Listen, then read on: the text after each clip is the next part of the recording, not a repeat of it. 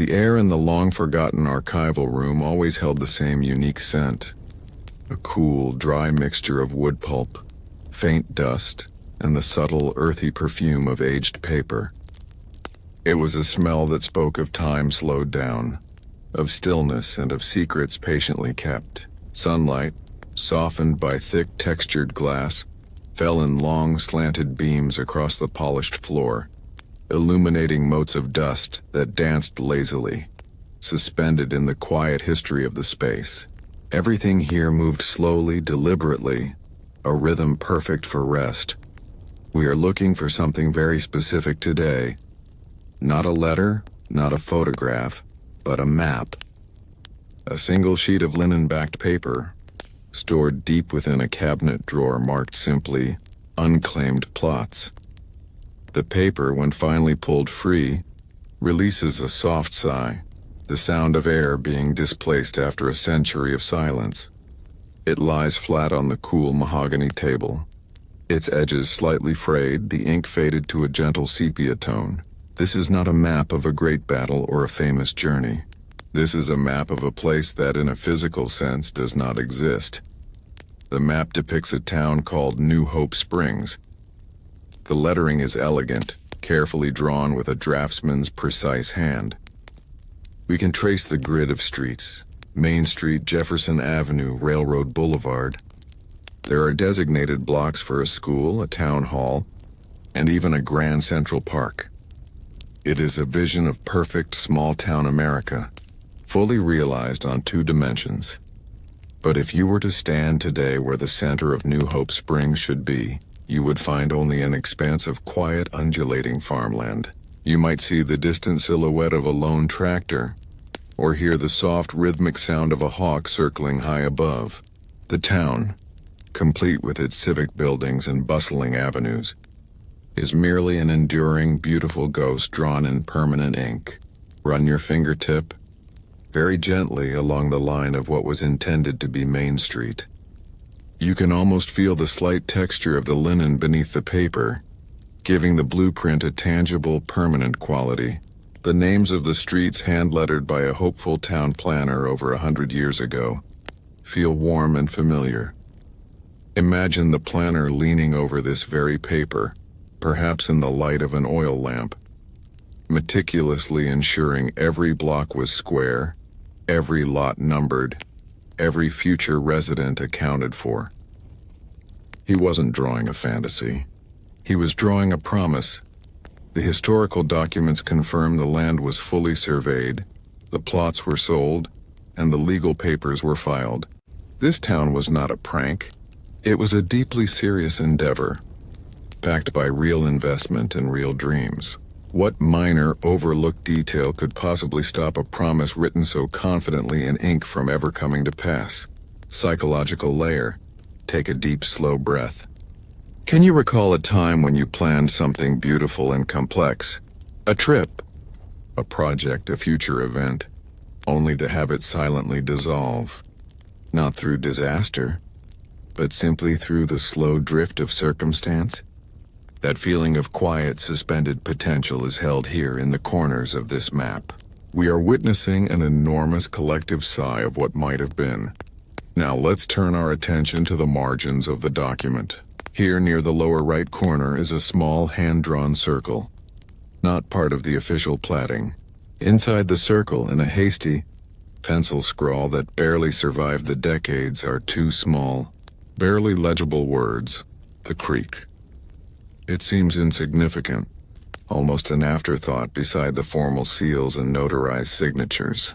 Yet in the archival work of tracing a lost dream, it is often these tiny, careless marks that whisper the loudest truths. The story of New Hope Springs is not about a sudden, dramatic catastrophe. It is about a minor geological fact that slowly, quietly, undermined a towering stack of human hope, one meticulous line at a time. This map, preserved under cool fluorescent lights, is the key to understanding that silent undoing, soft retention bridge. But before we follow the trail of the creek, we must understand the sheer, confident belief that generated this map in the first place. The era when the simple act of drawing a line on paper held the power to summon a civilization into being. The answer to the question, what minor detail could undo a promise written in permanent ink, often lies in a simple, cold refusal. But here the refusal was not human. It was geological. Let us look closer at the delicate lines that designate the future homes and parks of New Hope Springs. Notice how the entire grid of streets designed with such optimistic confidence seems to tilt almost imperceptibly towards that hastily penciled note in the margin. The creek. This creek was not a massive river. It was a seasonal tributary, barely marked on the official survey, but it did one crucial thing. It dictated the flow of the land, which in turn dictated the flow of water. The surveyor, a Mr. Elias Thorne, had the job of measuring optimism, but nature measures in drainage. We can imagine Mr. Thorne riding his slow horse across this empty, promising expanse in the late 1880s. He carried his instruments, the heavy, precise theodolite, the long chain for measuring distance, and his field notebook, whose leather cover smelled of sweat and dry grass. He was tasked with laying the foundation for a future city, marking perfect 100-foot lots where only prairie grass swayed. His work was solitary and quiet. For weeks his only companions were the sound of the wind, the metallic click of his compass, and the scratching of his pencil against the tough vellum. He meticulously placed the boundary stones, small engraved pieces of granite that still lie buried and forgotten beneath the topsoil today. These stones, more than the paper map, are the true ghosts of New Hope Springs. They were intended to be the quiet anchors of the community. But Mr. Thorne, an experienced landman, would have felt the subtle shifts in the terrain. He would have noticed how the snow melt lingered a little too long on the southeast corner of what was intended to be commercial Block A. He would have marked the way the creek swelled silently after a spring rain, not dangerously but persistently, turning the rich soil into damp, dark muck that refused to dry. Close your eyes and try to feel the vast, empty quiet of that landscape under a large, indifferent sky. Do you ever wonder about the small warnings we dismiss in our lives, the quiet doubts that, if heeded, would change the entire path of our future? Mr. Thorne felt one of those warnings every time he set up his equipment near the promised site of the new bank. In the archives, we find Mr. Thorne's official report, a stiff formal document bound in thick red ribbon. It is full of numbers, degrees, and measurements. But tucked inside the last folded sheet is a short, informal letter penned to the town founder, Mr. Silas Vance. The ink is a personal, hurried blue.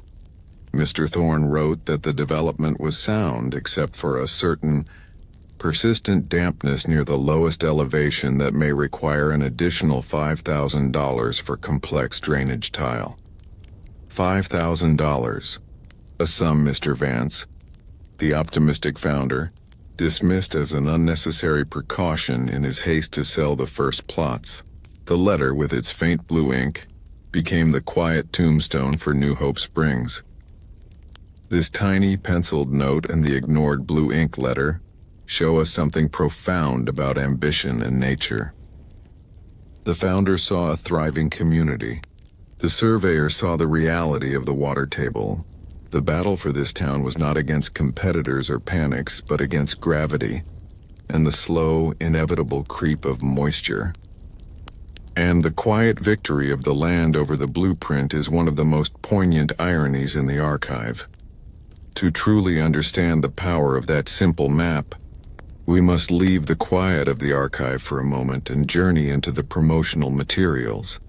The colorful, optimistic papers that convinced hopeful buyers that the lines drawn in ink were already the solid foundations of their new life. If Mr. Thorne's map was the quiet language of geologic reality, the promotional pamphlets distributed by founder Silas Vance or the loud, soaring poetry of aspiration. We find these fragile documents carefully filed alongside the maps, a jarring contrast between mathematical truth and buoyant hope. They are usually printed on heavy, glossy stock, sometimes with embossing, and often featuring illustrations that strain to capture a non-existent grandeur. One pamphlet, advertising New Hope Springs, is called The Venice of the Plains. The cover, now faded but still vibrant, shows impossibly lush trees, a shimmering, expansive river, not the creek, and Victorian homes towering over manicured lawns. The paper, when you gently turn it, gives off a faint, sweet, acidic smell, the chemical residue of cheap, colorful inks from the past. The text inside is an education in persuasive language. It speaks of unrivaled climate, soil of remarkable fertility, and uncommon commercial advantages. There are detailed, flowery descriptions of the promised opera house, the First National Bank, and the rapid transit electric trolley line that would connect New Hope Springs to the nearest large city.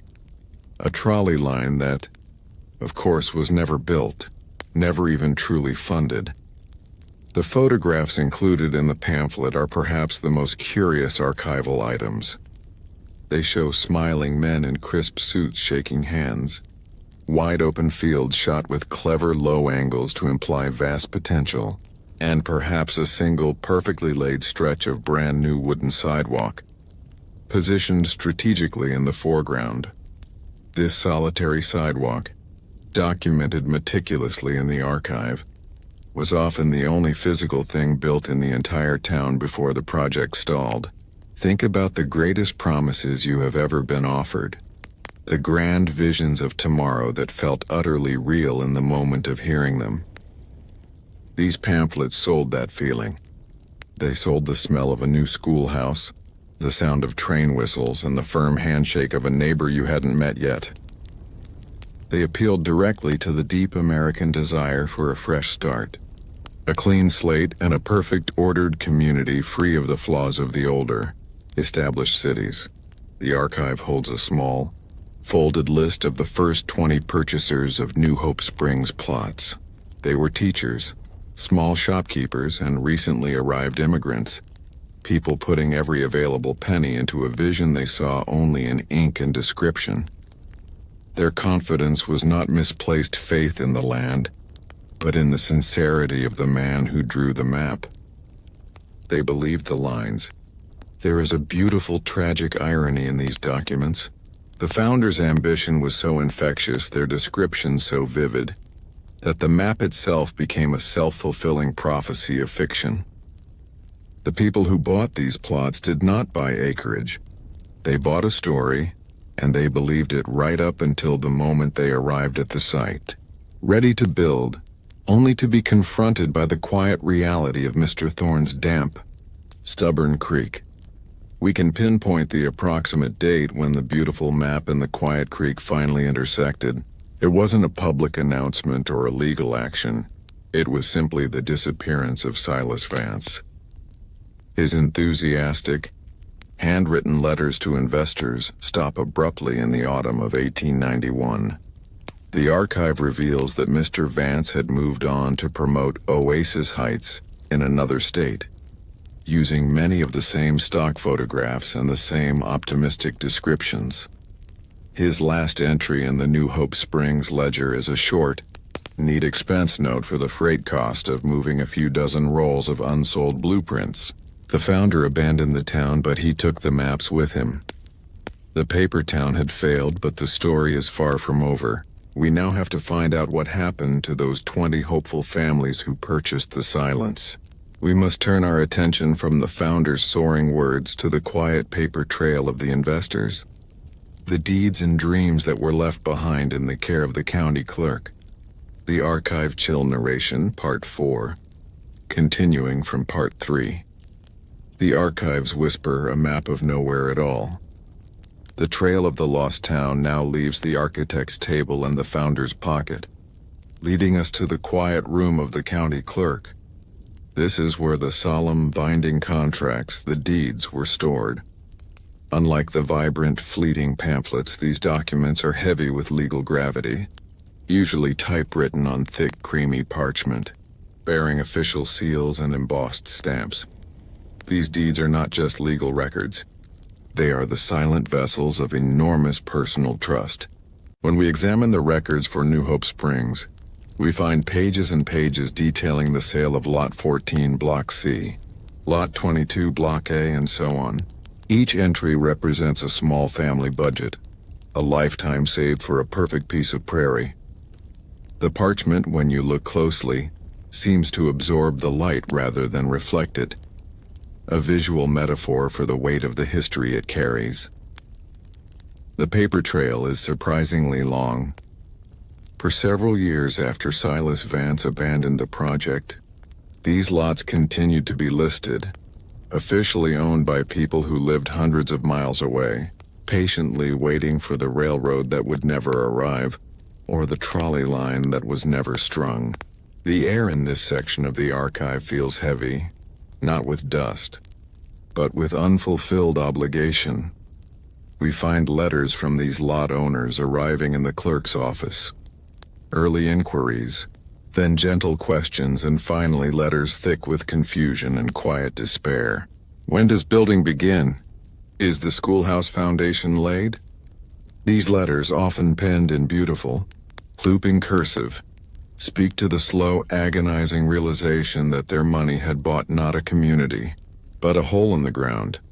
Have you ever faced a truth so large and disappointing that it didn't arrive with a crash, but just a slow, creeping erosion of certainty? That is the psychological journey of these investors.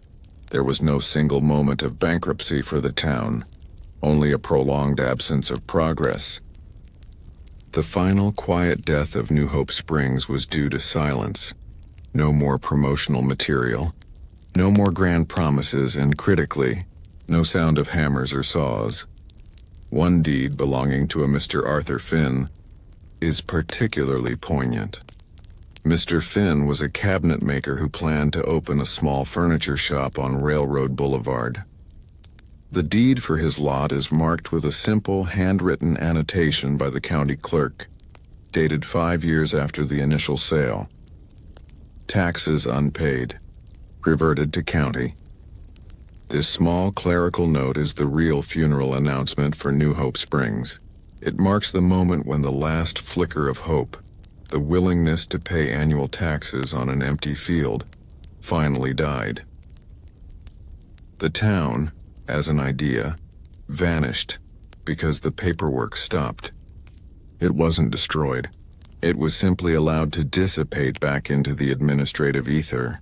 The land reverted, the deeds were filed away, and the optimistic map became what it is today. A historical curiosity, a record of potential that was overruled by drainage issues and a $5,000 cost-cutting measure. But the paper town did leave a subtle, enduring legacy. Those original surveys done with such precision by Mr. Thorne still influence the land use today.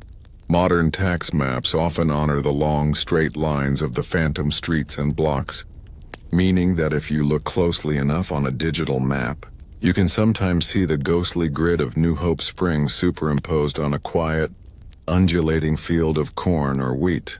The ambition failed, but the geometry remains.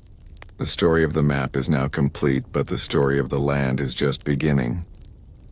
We have seen the blueprint and the deeds, but we have yet to truly explore the physical echoes these paper towns leave behind. The silent witnesses, the boundary markers, and the small enduring signs that remind us that even the most ambitious failures leave a trace. We leave the cool, dry air of the county clerk's office and step, for the final time, into the quiet reality of the location itself. This is where the paper meets the soil, and where the enduring silence finally settles the argument between the optimistic blueprint and the stubborn creek. The land that was to be New Hope Springs is now a place of subtle, almost invisible markers. The most faithful relics of the town are the boundary stones set by Mr. Elias Thorne. These small granite markers, often barely visible beneath a century of growth, are the precise anchors of the dream. If you were to walk the field, paying careful attention, you might notice one, a hard, square lump where there should only be soft earth. Touch one of these stones. It is cool and heavy, indifferent to the ambitions that placed it there.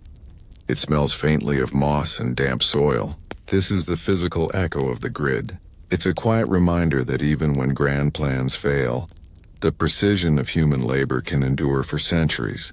The map of nowhere is still, in a literal sense, holding its ground. This area, which never saw a store, a school, or a trolley, now speaks only of natural rhythm. The sound here is the constant low hum of the wind across the flatlands, punctuated perhaps by the cry of a distant bird or the rustle of dry weeds. The subtle, persistent dampness that Mr. Thorne warned against continues its quiet work, enriching the soil for the crops that grow there today. A final, ironic flourish of fertility where a thriving town refused to take root. The ultimate question is, did the people who bought the plots truly lose everything?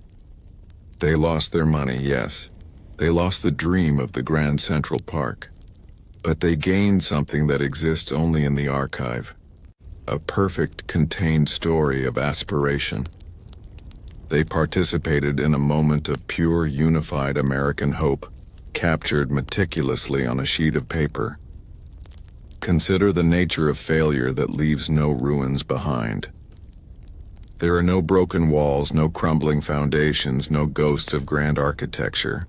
New Hope Springs simply exists as potential, forever preserved in the archives.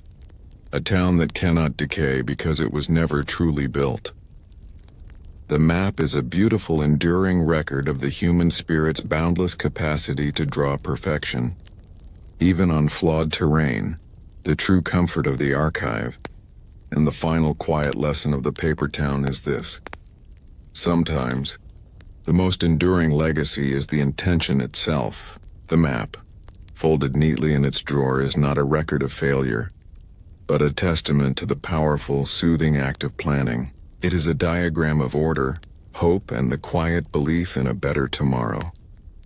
As the light fades outside the archival window, let us put the map back to rest.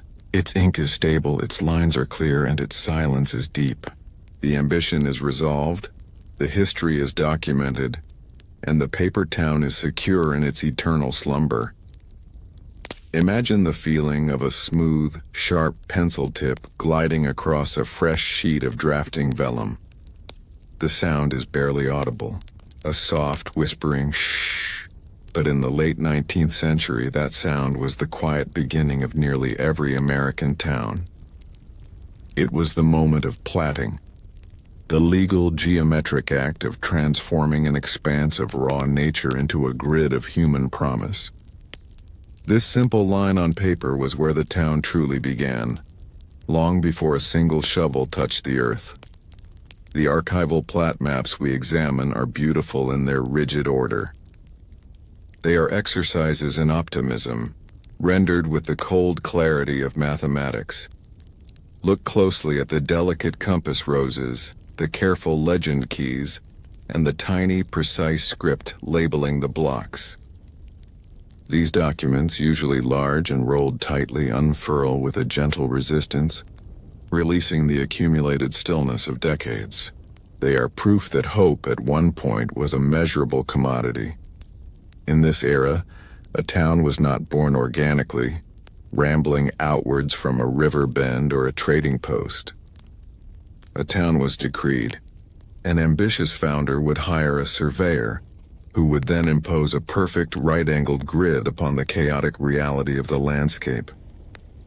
Every street had to be precisely 90 degrees to the next. Every lot had to be perfectly rectangular. This grid was an escape from the messiness of the old world, a clean blueprint for a perfect new democracy. This act of platting was deeply symbolic. By drawing the lines, the planner was asserting human control over the wilderness. The surveyor, Squinting through his transit was translating a hopeful vision into concrete geographic points. He ignored the inconvenient hills, the slight meander of the river, and the patches of stubborn swamp. The paper town corrected the flaws of the natural world. The thick, high-quality parchment used for the final plat maps was often chosen because it was resistant to water, time, and tearing. It was an attempt to make the promise physically enduring. Run your eyes over the fine, even thickness of the India ink used for the main streets.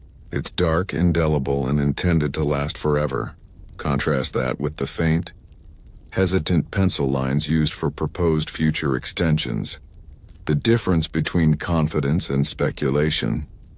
The key to understanding these phantom towns is recognizing that the power of the line was absolute. Once certified and recorded, that line was legally binding. It was the blueprint of a future, a contract with the state. What then happens to human faith when the most binding contract in the world, a line drawn in permanent ink, is silently invalidated by something as mundane and unstoppable as the annual rain cycle? Take a moment to consider the profound mental comfort of order. Our minds are drawn to symmetry, to right angles, and to predictable patterns. The plat map offers this comfort in its purest form. It is the visual assurance that chaos can be contained, that a difficult future can be charted and solved simply by laying down parallel and perpendicular lines. This hypnotic geometry is exactly what the founders were selling. But the paper town reveals the delicate balance between the human desire for order and the indifferent persistence of nature.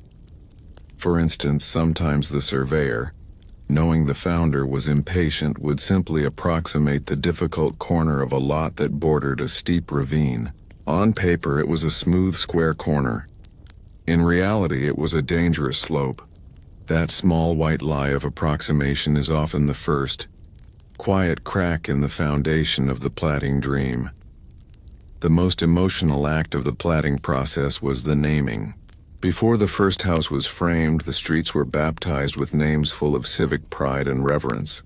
Washington Street, Grand Avenue, Commerce Lane. These names, carefully inscribed on the plat map, were acts of pure verbal summoning.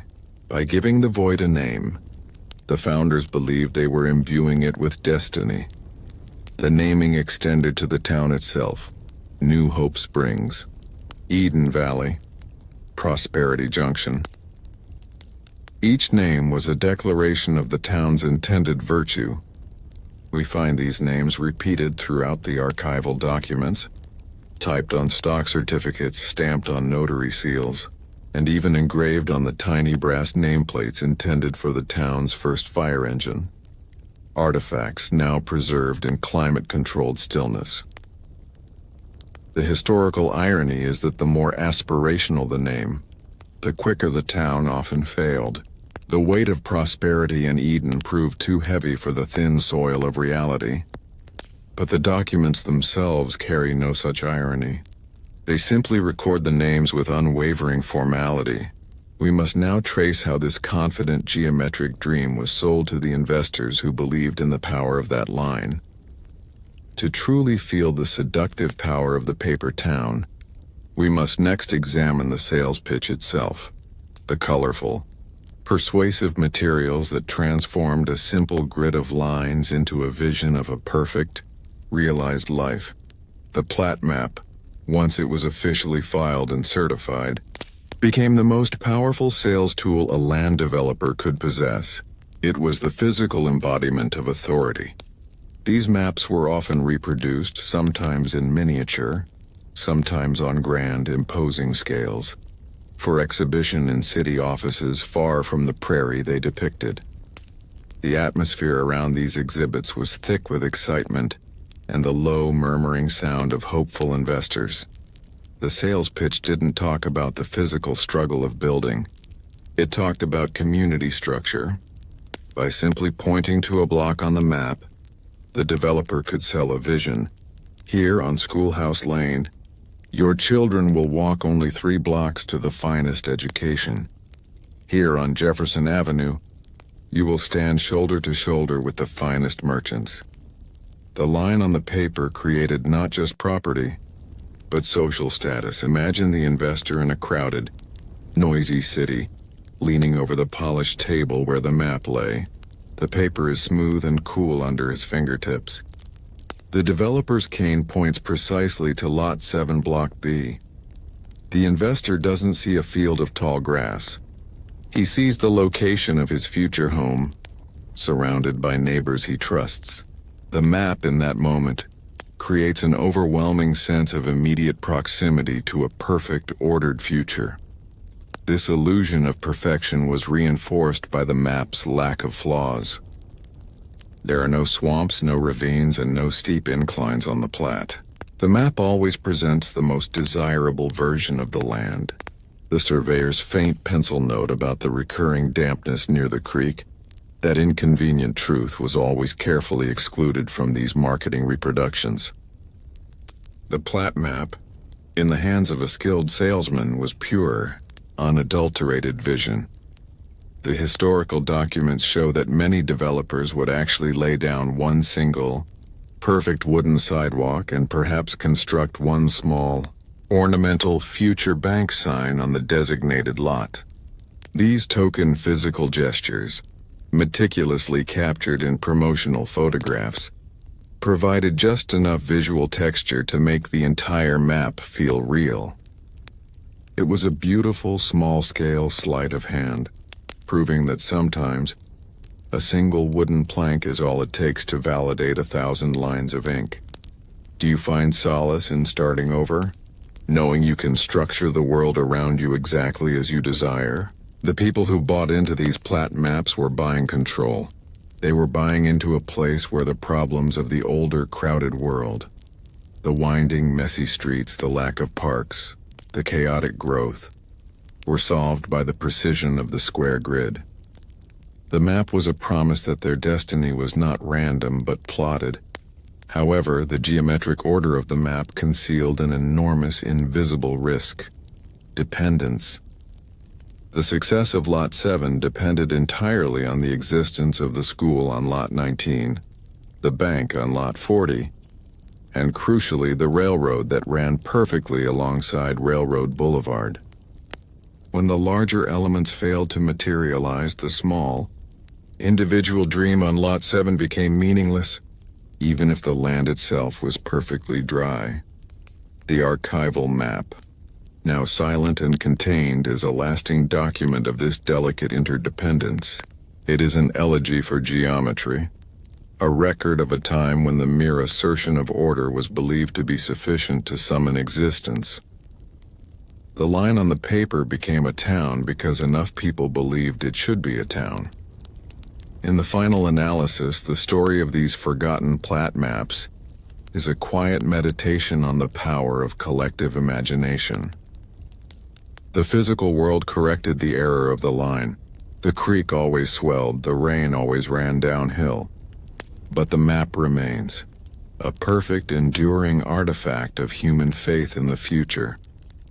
The line on paper failed to become brick and mortar, but it did succeed in becoming history, a history preserved in the quiet, climate-controlled stillness of the archive. We have seen the blueprint and understood the dream. We must now turn our attention to the precise, quiet work that backed that dream up, the tireless, unsung efforts of the surveyor, the one person who stood on the silent prairie and attempted to translate the hope of the map into the hard, undeniable reality of distance and angle. The tools of the surveyor are silent, heavy, and exact. They reside in the archive not as relics of a failed dream, but as tokens of unwavering precision. We are looking at an old surveyor's field notebook. Its cover is worn, the leather soft from 1,000 days spent under the open sun. When we gently turn the pages, the air carries the faint, dry scent of iron filings and graphite. This notebook belongs to Mr. Elias Thorne, the man who first mapped the dream of New Hope Springs. Mr. Thorne's work was the slow, Meticulous translation of a founder's soaring ambition into the cold, hard reality of mathematics. While the developers dreamed of commerce and trolleys, Mr. Thorne dealt only in angles, elevation, and distance. His days were spent in solitude on the prairie, standing utterly still, focused entirely on the fragile bubble of the spirit level and the hair-thin crosshairs of his telescope. Imagine the absolute quiet that surrounded him. His only constant sounds were the faint metallic click of the theodolite as he rotated it, and the measured counting of his assistants stretching the long Gunter's chain through the tough, high prairie grass. The sun beat down, the wind whipped the grass, but Mr. Thorne remained an anchor of stillness, carefully recording every reading in his small book. His entries are a hypnotic pattern of numbers, degrees and symbols, a coded language of geometry. They are beautiful because they contain no emotion, only fact. They detail the land not as a place of profit, but as a series of unyielding dimensions. Yet, buried within this numerical objectivity, we can feel the immense human hope that fueled his work. He was laying down the foundational certainty upon which others would stake their entire future. Look at the ink of the numbers in the notebook. It is often smudged slightly in the corner of a page, a subtle mark left when Mr. Thorne quickly closed the book to shield it from a sudden shower. This faint smear is a small, quiet record of the unpredictable weather that was his daily companion. His pages are not pristine. They are field-worn, carrying the honest texture of his labor. The surveyor's most critical task was the placement of the boundary stones. These were not meant to be pretty or noticeable, but permanent. Mr. Thorne had to anchor the corners of his perfect paper grid into the imperfect, shifting earth. He was giving the town its skeleton, a structure that was intended to last long after the initial human enthusiasm had faded. What quiet commitment does it take for a man to set a small stone deep into the ground, knowing his name might never be on a plaque, but his numbers would determine the fate of hundreds? Have you ever felt the deep satisfaction of creating something structurally sound? Something that you know, with absolute certainty, is true and correct, regardless of what others might think. That is the satisfaction of the surveyor. He was the guardian of spatial truth. He had to be impeccable, because the failure of even one corner, 1 degree off true north, would throw the entire urban plan into chaos. We find sketches in his notebook, not of the town hall, but of the local topography. A slight rise here, a cluster of resilient willow trees there. He knew the land intimately, better than the founder or the investors ever would. This intimate knowledge meant he was the first to realize the inherent flaw in the New Hope Springs design. His mathematical truth was in direct, quiet conflict with the founder's financial truth.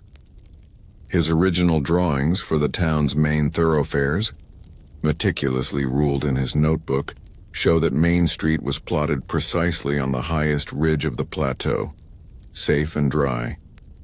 But when he measured the designated area for the commercial blocks, he had to contend with the subtle, slow dip in elevation that led toward the creek. His numbers told him the water would pool. The map was simply following his numbers. Mr. Thorne, by virtue of his profession, was incapable of lying with his measurements.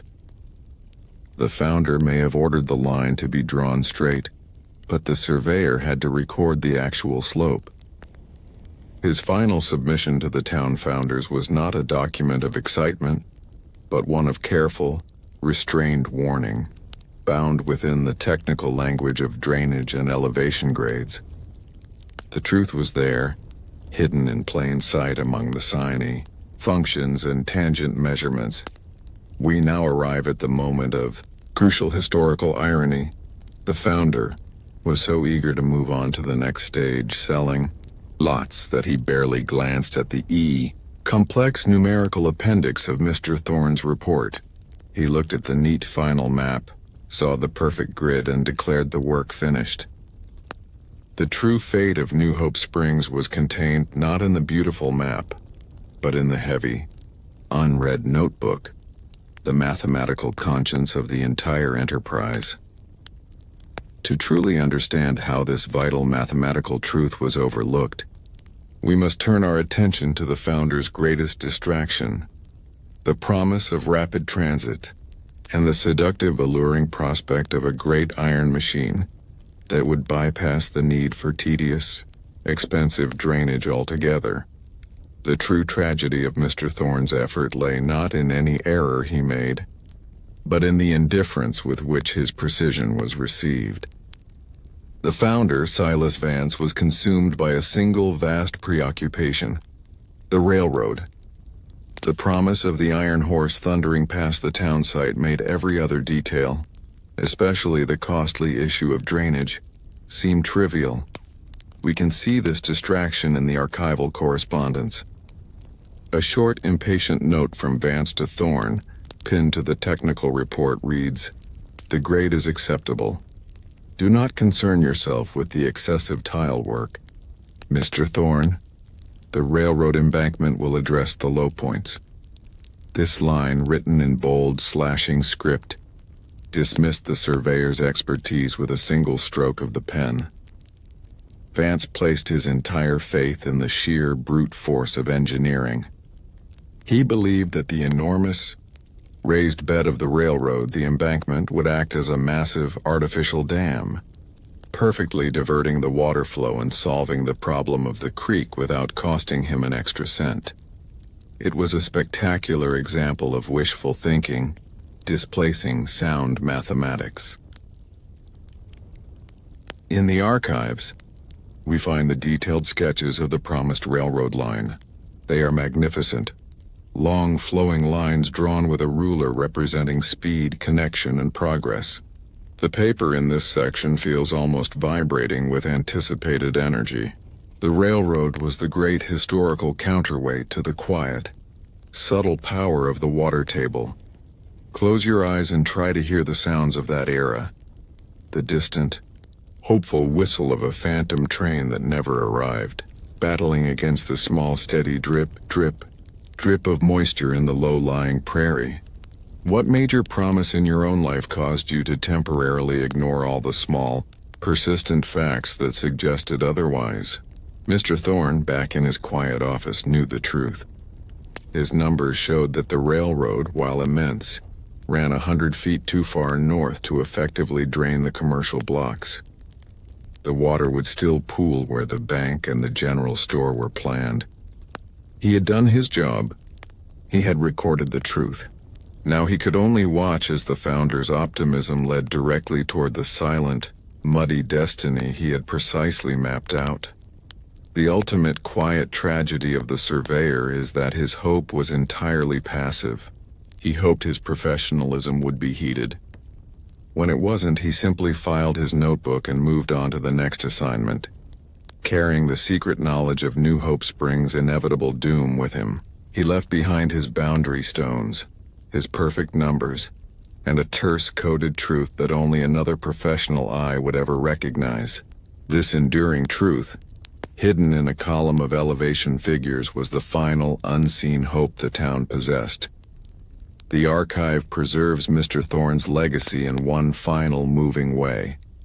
Years after New Hope Springs failed, the county had to send out a new surveyor to officially mark the boundaries of the reverted land. That new surveyor's report, filed decades later, contains a note of quiet admiration. It confirms that the original boundary stones, the small pieces of granite set in the 1880s, were found exactly where Mr. Thorne had placed them, off by only a fraction of an inch. The town vanished. The deeds expired. The founder fled. But the precision of the surveyor endured. His hand had mapped a truth that was more reliable than the financial projections or the poetic promises of the developers. He gave the ghost town its final, lasting dignity, the dignity of being perfectly measured. The hand of the surveyor remains, a quiet testament to the power of methodical, unyielding attention to detail. We have felt the weight of his notebook and understood the certainty of his numbers. We must now turn our attention to the ironic consequences of this work, to see how the very perfection of the survey led directly to the first small sign of failure, the first irony of Prosperity Village. The paper is different now. This sheet, filed under the name Prosperity Village, is not a working map but a public display piece. Thick, brittle cardstock, slightly yellowed with age, bearing a vibrant, stylized rendering of the planned town center. It is an artist's impression, an artifact of pure, unbridled faith. Even the air around this particular folder in the archive seems to feel warmer, infused with the ghosts of yesterday's excited promises. The first irony of Prosperity Village is laid bare in the sheer scale of its optimism. The central feature of the grand layout is not a practical necessity like a water tower or a stockyard, but the central fountain park, a 4-block square designated entirely for leisure and beauty.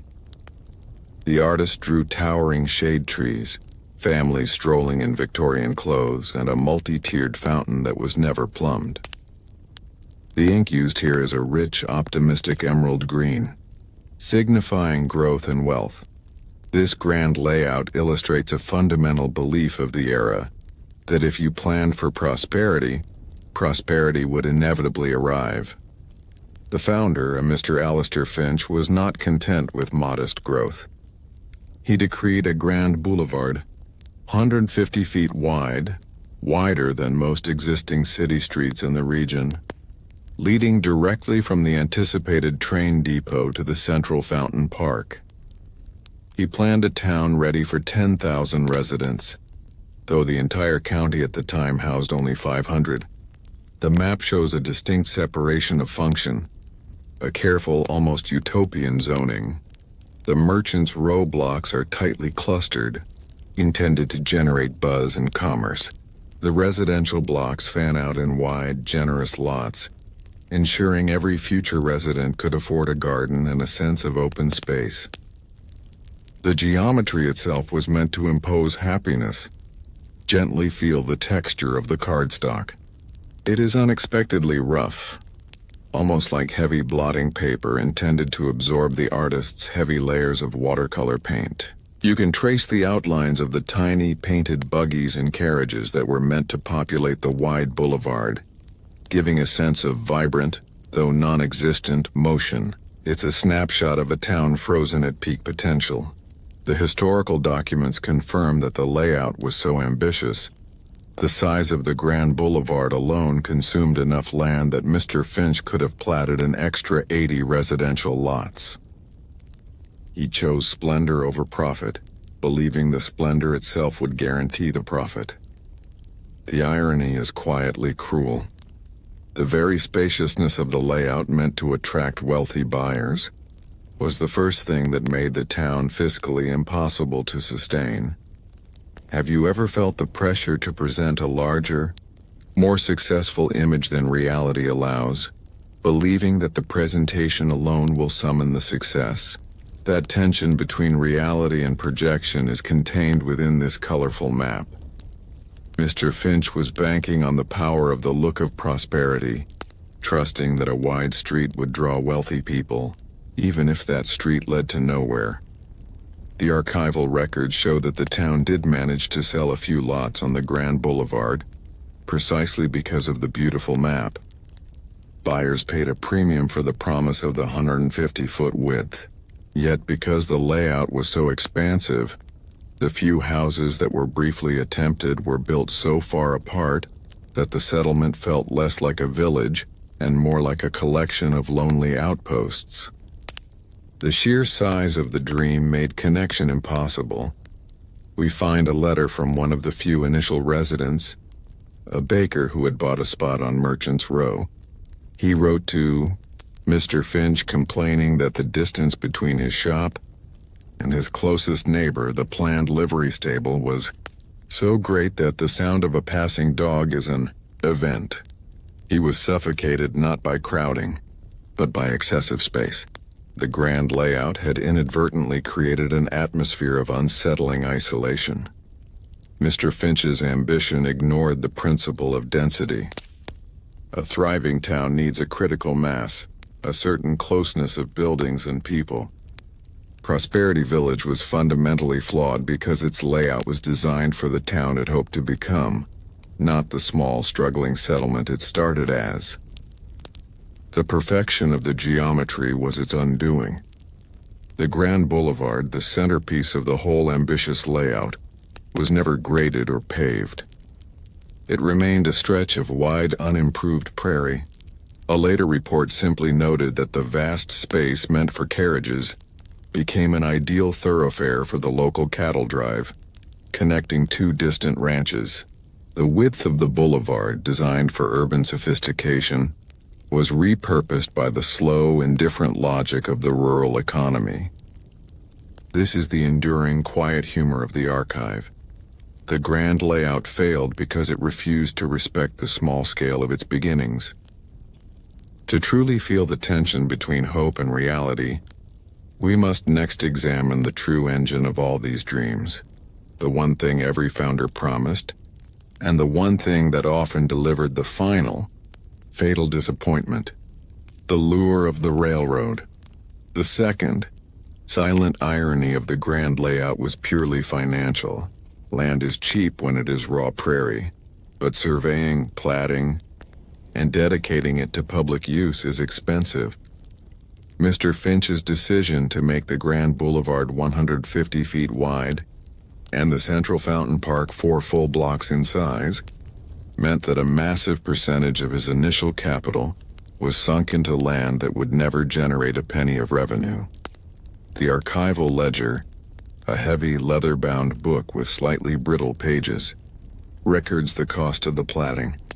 While Mr. Thorne's survey fees were high, the greatest ongoing expense was the property tax owed on all that public space, even before a single lot was sold. Mr. Finch had to pay taxes on the park and the wide boulevard, essentially taxing himself for the privilege of owning a vast, empty dream. Run your mind's eye over the column of numbers in the ledger dedicated to public infrastructure land. The entries are relentlessly consistent. Year after year, a debit for taxes, a debit for surveying, a debit for interest on the land loan. The ink in these columns feels dark and heavy, representing the slow, invisible drain on the founder's resources. How often in life do we over-engineer the beginning, exhausting our energy and resources on the preparation, leaving nothing left for the essential effort of building? The grand layout of Prosperity Village was the perfect example of this historical overreach. The preparation was magnificent, but the execution was starved of funds. This grand scale had a profound effect on the few early buyers. Imagine a man who purchased a lot on the vast Grand Boulevard. He bought a prime location, but he discovered he couldn't afford to build a house that was worthy of the 150-foot wide street. A small, simple dwelling would look absurdly tiny and inadequate against the immense backdrop of the empty boulevard. The irony here is subtle. The layout was so grand that it discouraged construction. It set an impossible standard. The founder demanded that the first buildings reflect the magnificent scale of the plan, but he failed to provide the financial stability needed to support that scale. The blueprint became a silent, paralyzing judgment on anyone who dared to build small. The final document relating to the grand layout is a simple, late-period internal memo from Mr. Finch's accountant. It recommends, in stark, unpoetic language, that the Central Fountain Park be replatted into smaller, revenue-generating residential lots. This memo is the moment the utopian dream died. But the replatting never happened. The expense of legally changing the certified plat map was deemed too high, forcing Mr. Finch to simply abandon the overly generous, tax-draining layout and move on to the next venture, leaving Prosperity Village precisely as he drew it. Today, the land that was Prosperity Village is a quiet agricultural field, but if you walk that field during the spring thaw, When the ground is soft, you might notice an enduring anomaly, a long, unnaturally straight, 150-foot wide depression where the soil retains water slightly longer. This is the ghost of the Grand Boulevard, a shallow dip in the earth where the initial, optimistic surveying efforts altered the drainage just enough to leave a subtle, permanent scar. The true irony is that Prosperity Village failed not because it was poorly planned, but because it was too perfectly planned for a world that didn't yet exist. Its commitment to splendor was absolute, and that absolute commitment left no room for the slow, messy, necessary effort of actual, small-scale construction. The grand layout is a beautiful, melancholic testament to the cost of ambition. We have witnessed how the desire for magnificent scale can quietly undermine the possibility of modest success. Now, as the image of the wide, empty boulevard settles into your mind, we prepare to examine the one factor that determined the life or death of every paper town, the ultimate engine of hope, the lure of the railroad, an anticipated rerouting. Let the quiet of the archive surround you, as we turn our attention from the specific map to the era that produced it. This was a time, the late 19th and early 20th centuries in America, when optimism itself was a currency. The air was thick with the unspoken assumption that the future would always be bigger, better, and more populated than the present. This profound belief fueled what historians quietly call the golden age of paper towns. The documents from this period have a distinct energy. They are often printed on stiff, expensive paper, the typography bold and assertive. They carry the relentless forward momentum of a time when the continent seemed infinite, and success was seen as an inevitable reward for ambition. The feeling is one of boundless space and limitless potential. We examine a collection of these promotional materials, broadsides, booklets, and even small ornate certificates promising shares in the town's future waterworks.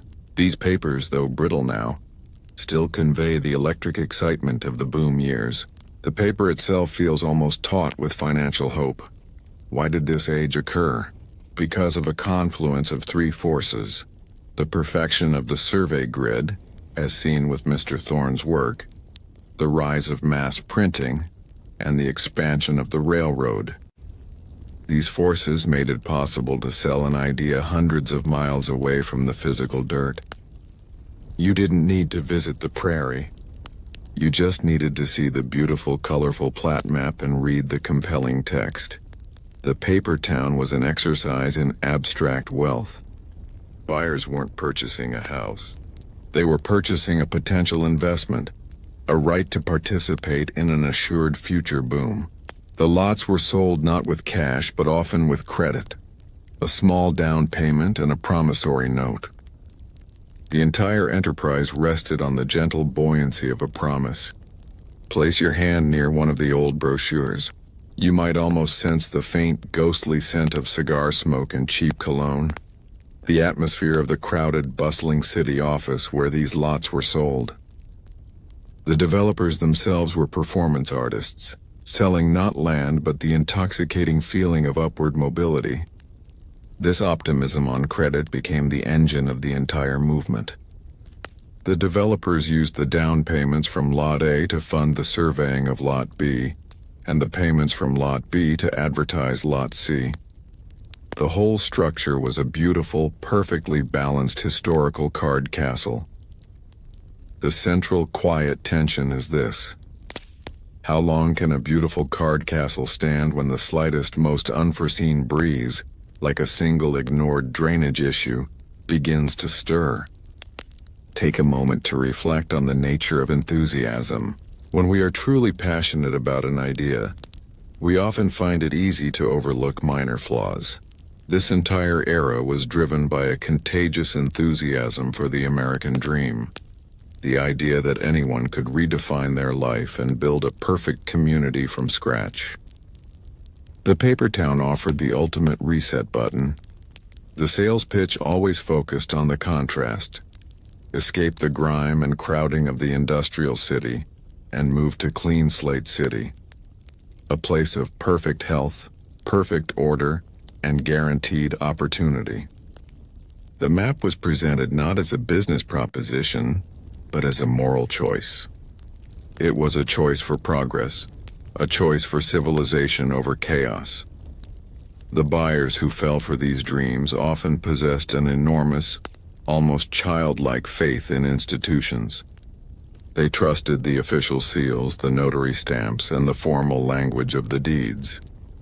They believed that because the town was legally platted, it was therefore historically guaranteed. The paper itself was the guarantee. The archive holds few records of outright deceit, but many of overwhelming self-delusion. The founders genuinely seemed to believe their own brochures. They bought the land, they hired the surveyors, they ordered the elegant printing, all betting that the sheer volume of their belief would summon the infrastructure, the railways, the banks, the factories needed to make the town real. The tragedy here is the quiet, widespread nature of the disappointment. When these towns failed, they didn't fail with a bang. They failed with a slow, embarrassed silence. The buyers simply stopped paying their annual property tax on the empty lot and tried to forget the whole expensive dream. The paper was quietly filed away and the optimism retreated, leaving behind the stark reality of the prairie. The historical documents from Eden Valley show the founder ordered the printing of 200 school yearbooks for a school that never got beyond the architectural drawing phase. The printing press, the machine of boundless optimism, had moved faster than the actual construction. These perfectly preserved empty yearbooks sit in the archive today, a quiet, beautiful testament to the power of premature faith. The golden age of paper towns teaches us that hope can be measured, priced, and sold on credit. But it also reveals the inevitable, silent intrusion of reality. We have seen the intoxicating power of this collective optimism. To truly understand its undoing, we must next examine the most powerful force in the entire illusion, the physical promise that validated every line on the map, the lure of the railroad, an anticipated rerouting. The most powerful sound in the golden age of paper towns was not the quiet scratch of the surveyor's pencil, but the imagined whistle of the train. It was the sound of destiny arriving, the loud, compelling promise that validated every silent line on the map. This segment of the archive is dedicated to that promise, to the documents that detail the anticipated rerouting of the Great Iron Lines. The paper here often feels slightly more delicate, almost brittle, as if the energy of the unrealized momentum is straining its fibers. To understand the paper town, you must understand the lure of the railroad. In the late 19th century, the presence of a rail line meant life, commerce, and guaranteed growth. The absence of one meant financial oblivion. Every single town founder, including Silas Vance of New Hope Springs and Alistair Finch of Prosperity Village, built their entire blueprint around the belief that the railroad was coming. The founder's pitch was simple. We are situated next to the planned line of the Central and Western Railroad. The word planned was doing a vast amount of heavy, hopeful lifting. They weren't claiming the track was laid. They were claiming it was inevitable, a matter of mathematical certainty dictated by progress itself. The archival evidence of this lure is fascinating. We find hand-drawn extensions to official railroad maps, usually drafted by the town developers themselves, showing a perfect, convenient curve of tracks running directly alongside the planned railroad boulevard. The ink used for these extensions is often slightly lighter, or a different shade of blue, betraying its unofficial yet deeply desired status.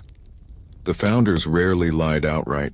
They merely engaged in extreme historical optimism. They would purchase land near a survey marker, a stake driven into the ground by a legitimate railroad crew, and then claim the entire line was certain to follow. That marker directly through their property. Look at the thickness of the ink used to render the promised train station on the map. It is often the darkest, most heavily drawn structure in the entire layout, overshadowing the church and the schoolhouse. It symbolizes the single crucial necessity of the paper town, the power of connection. Without the railroad, the town was a dead end. With it, it was the gateway to the world. The most compelling document related to this lure is a set of minutes from a town meeting, a meeting that occurred entirely in the founder's head. It records a fictitious positive negotiation with railroad officials. These minutes, filed as legitimate documentation, reveal the depths of self-delusion required to sustain the optimism. The grand promise that validated thousands of deeds was, in many cases, supported by nothing more than a few hopeful pencil marks on a private map. What could possibly have convinced sophisticated investors to overlook such a glaring, foundational dependency? Have you ever placed all your confidence in a single external event, a promotion, a deal, a move, believing that once that thing happened, all your internal problems would resolve? That is the psychological trap of the railroad lure. The paper town founders handed over all their agency and all their investor security to the decision of a distant, anonymous board of railroad directors. The waiting was the hardest part. The archival letters from investors show an initial frenzy of enthusiasm, followed by a slow, creeping anxiety. Has the grading begun? Is the iron on site? The absence of the clanking sound of construction slowly began to erode the paper confidence. The railroad companies, meanwhile, were notoriously indifferent to the dreams of the small developers. Their engineers were concerned only with cost, grade, and existing right-of-ways. They were the cold, calculating force of necessity, and they often changed their minds. A slight shift in the cost of steel, a rival's land purchase, or a minor geographical challenge could lead to a rerouting that skipped the planned town site by 10 or 20 miles. The final moment of truth is often captured not in a grand, signed treaty but in a small, almost bureaucratic archival item, a newspaper clipping or a telegram. For New Hope Springs, the archive holds a faded clipping from the State Gazette. The headline, buried on page 4, quietly announces, "Railroad confirms northern route, bypassing Black Creek Junction." This single sentence, once read, instantly rendered every line, every lot, and every deed in New Hope Springs worthless. The town didn't disappear in a flash of bad news. It simply ceased to have a reason for existence. The paper map remained, but its purpose to serve the great railroad was gone. The dream was derailed. The historical documents reveal a poignant final detail. The founder of Prosperity Village, after his dream was abandoned due to a rerouting, tried to sell the town under a new name, Automobile City. He attempted to pivot the entire concept from rail dependency to road travel, proving the founder's faith was not in the railroad itself, but in the abstract, enduring power of the next big thing. But the investors, once burned by the lure of iron, were unwilling to risk their money on the promise of gasoline. The silence that followed the final rerouting announcement was absolute. The town site, stripped of its destiny, reverted to being merely land. We have seen the enormous fragile power of this promise. To truly feel the human cost, we must now turn to the quiet details of the deeds. The beautiful, official paper that recorded the sale of the land. Even after the promise had withered away, we now leave the rough, field-worn maps and move to the architectural designs, the purest expression of the paper town's hopeful ambition. These large, delicate drawings, often rolled and secured with faded silk ribbon, exhale a faint, crisp smell of blueprint chemicals and drafting chalk when unrolled. They are not merely plans for buildings, but elaborate visions for the civic soul of a place that existed only on paper. The most striking feature in this section of the archive is the sheer grandeur of the unbuilt public buildings. Town founders knew that to attract permanent, respectable residents, they had to promise more than just houses. They had to promise institution. We find the designs for City Hall on loan, a concept based entirely on faith and anticipation. Look closely at the rendering for the municipal building for New Hope Springs. It is a magnificent structure of imagined white stone and towering columns, drawn in the popular neoclassical style.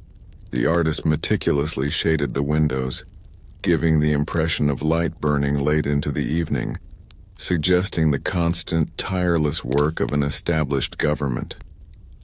The paper feels smooth, almost cool to the touch, capturing the idealistic permanence of the design.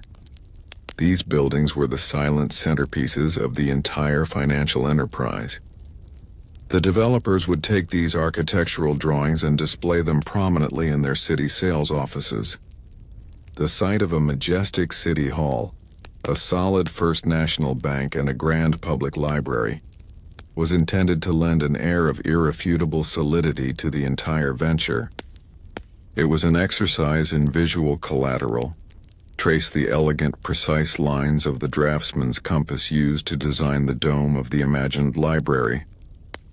Notice how the fine, spidery lines of the penwork imply carved friezes and expensive ornamentation. This attention to costly detail, applied to a building that would never be erected, reveals the developer's strategy. Convince the eye, and the mind will follow. The historical documents reveal a curious financial transaction tied to the City Hall blueprint. The founder of New Hope Springs paid a substantial fee to a renowned architect, not for the finished construction, but for the exclusive rights to display the drawing in his promotional materials for 2 years. The most expensive part of the building was the picture of it. The key to the town's failure lies in this crucial distinction. How much hope can be built on a 2-year loan of a beautiful image? Have you ever felt the weight of expectation? The need to live up to a grand, idealized image of yourself or your work? The paper town struggled under the colossal weight of their own architectural promises. These grand designs acted as both a lure and a subtle paralyzing force. If the City Hall was designed to look like a temple of democracy, the first actual building constructed couldn't possibly be a simple wooden shack. It had to begin to resemble the grandeur of the drawing. This created an unbuildable standard for the entire community. It was financially impossible for the few early residents to match the scale of the public buildings they were promised, leading to stagnation. We find the design for a First National Bank for Prosperity Junction, a structure so ornate it required specialized brickwork and dozens of arched windows. Yet the archival ledger shows that the total capital raised by the town was barely enough to cover the cost of the foundation hole. The gap between the expense of the design and the reality of the funding created an abyss that swallowed the entire project. The quiet irony deepens when we look at the plans for the interior of the city. All the blueprints detail the placement of council chambers, the precise location for the mayor's spacious office, and even the layout for the archival vault itself.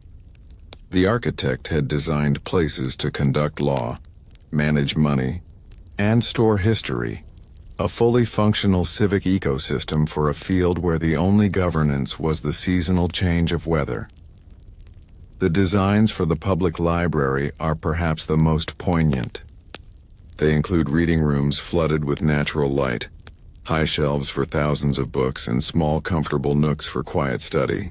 These plans represent the cultural heart of the imagined community, a place dedicated to shared knowledge and slow, reflective thought. It is a promise of intellectual nourishment on an empty lot. In the folder for Eden Valley, we find a fragile, handwritten inventory of the books the founder intended to purchase for the promised library. The list includes titles like A History of Good Governance and The Virtuous Citizen. This tiny list of desired books is a perfect quiet record of the town's moral aspiration, an archive for a town that never had one. This yearning for quiet knowledge gives the paper town a profound, human dignity that transcends its failure. The blueprints are now rolled tight, containing their grand, silent promises. We have seen the enormous, unsupportable scale of the public architecture designed for these empty lots. To truly appreciate the personal cost of this grandeur, we must now move from the architectural promise to the simple, human consequence. The quiet case of the founder's folly. The vast majority of archival documents are official and formal, deeds, ledgers, and blueprints bound by legal language. But sometimes deep within the heavy folders we find something small, personal, and utterly human. A single letter of confession. This particular piece of paper is thin, folded many times, and the ink is faded to a soft gray, suggesting it was carried for a long time before being finally deposited into the historical record. It carries the faint melancholic smell of dried tobacco and old leather. The letter is from Mr. Silas Vance, the ambitious founder of New Hope Springs, written years after he quietly abandoned the town project. He wasn't writing to an investor or a lawyer. He was writing to the county clerk, the disinterested official who was simply responsible for filing the legal death certificate of the enterprise. This wasn't an attempt to reclaim money. It was an attempt to clear a personal ledger. Mr. Vance's handwriting is usually bold and sweeping, mirroring his grand vision.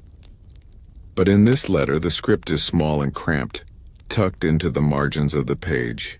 It speaks volumes about his diminished state. He wasn't confessing a crime. He was confessing a fault of spirit. The fault of chasing a promise so hard he lost sight of reality. He wrote not about the financial losses, but about the unspoken disappointment he caused. He mentions the cabinet maker, Mr. Finn, who bought the corner lot for his shop, and the young couple who wrote him asking where the nearest church would be built. These quiet human details weighed on him more than the lost capital. The archival silence around this letter is palpable, the voice of a man speaking honestly only when he knew no one important was listening. Gently examine the paper. You can see where the letter was pressed against a hard surface, perhaps a desk or a train windowsill, leaving subtle creases that map the geography of his remorse. He used cheap stationery, further proving how far his circumstances had fallen from the days of glossy promotional pamphlets. The whole document whispers of exhaustion and retreat. The core of the confession is astonishingly simple. I saw what I wished to see, and I ordered the surveying done so that the map confirmed my wish. He admits that he deliberately withheld Mr. Thorne's final, detailed elevation report, which contained the crucial warnings about the drainage near the creek. He sacrificed truth for expediency, believing he could fix nature later. The paper town died not of external forces, but of an internal editorial decision. What does it cost a person years later to finally admit to a silence that ruined the dreams of others? Have you ever felt the burden of carrying a secret disappointment or a mistake you couldn't undo? And how much energy it took to maintain the facade. Mr. Vance carried the secret of the hidden elevation report for years. This letter is the moment he finally put the burden down. The archive serves, in this rare instance, as a confessional booth, where the cost of ambition is tallied in emotional, not monetary terms. His regret wasn't for his own bankruptcy, which he dismisses with a brief, cynical phrase. His regret was centered on the small acts of misplaced trust. He confesses that he sent one specific family, who had written him a particularly earnest letter, a personal apology containing the deed to another, better piece of land he owned elsewhere, simply to ease his conscience. That act of quiet, unrecorded restitution speaks louder than any lawsuit. The confession is a necessary correction to the official record. The deeds and plat maps tell the story of the failure of the land. This letter tells the story of the failure of the man. It shows that even behind the most audacious historical schemes, there was a quiet beating heart that was capable of guilt and remorse. We see the ultimate price of his ambition in his final paragraph. He describes his current life as a small-time land agent in a distant, stable community, selling only built properties, never blueprints, never promises. He had retreated entirely from the frontier of speculation to the safety of established reality. The contrast is stark. The man who once drew plans for a majestic city hall now sells small, existing houses in quiet suburbs. He had replaced the soaring, limitless hope of the prairie with the contained, manageable reality of a fenced yard. The only place his former ambition survives is here, on this thin gray sheet of paper in the county clerk's archive. The letter ends with a request to the county clerk that the letter itself be sealed with the original plat map for New Hope Springs, so that the reason for the town's demise is never again separate from the image of the dream. This final request ensures that the confession is forever bound to the ambition, creating a complete, honest historical record. This act of binding gives the ghost town a rare moral clarity that other failed ventures lack. The archive holds Mr. Vance's confession now, sealed alongside the beautiful, doomed map. We have heard the quiet admission of the founder's fatal error. To fully appreciate the consequences of that silence, we must now turn our attention to the immediate aftermath, the gentle collapse, a town that just drifted away. The collapse of a paper town rarely involved a dramatic auction or a headline-grabbing bankruptcy. It was a gentle, prolonged erosion, a subtle retreat from the hope that once animated the maps. We are looking now at the final set of records filed under the town names, the tax delinquency rolls. These documents, stiff and dry, hold no fanfare. They are the quiet, factual ledgers of abandonment, and the paper smells only of dryness and finality. Imagine a magnificent ship, built entirely of anticipation and dreams, slowly, silently drifting out to sea. This is the story of the gentle collapse. It began not with a catastrophe but with a delay. The railroad was late. The bank loan was deferred. The promised founder's investment never arrived. Each delay was small, yet each subtly chipped away at the investor's will. The historical documents reveal that the first sign of collapse was the failure to pay property tax. A deed meant ownership, but ownership required annual validation. For a year or two, investors paid the tax, trying to keep the dream alive. Then, one by one, the payments stopped.